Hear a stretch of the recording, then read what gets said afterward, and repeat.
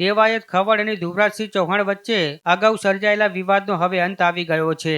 મતલબ કે બંને વચ્ચે સમાધાન થઈ ગયું છે. બંને પક્ષોએ એકબીજાને મીઠાઈ ખવડાવી જૂની અદાવત ભૂલી શાંતિપૂર્ણ સમાધાન કરી લીધું છે.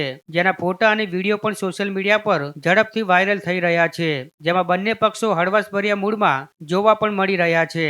અગાઉ અમદાવાદ ગ્રામ્યમાં દેવાયત ખવડે 2 પ્રોગ્રામમાં હાજરી આપવાની ડીલ કરી હતી. જોકે સનાતનના પ્રોગ્રામમાં દેવાયત ખવડ પૈસા લીધા છતાં તે પ્રોગ્રામમાં હાજર રહ્યા ન હતા, જેથી આયોજકો રોષે ભરાયા હતા. આ ઘટનામાં બીજા દિવસે કાર લેવા પહોંચતા દેવાયત ખવડ પર હુમલો કરાયો હતો. આથી આ મામલે ભગવતસિંહ ચૌહાણ અને ધુવરાજસિંહ ચૌહાણ સહિત અન્ય વિરુદ્ધ ગુનો નોંધાયો હતો.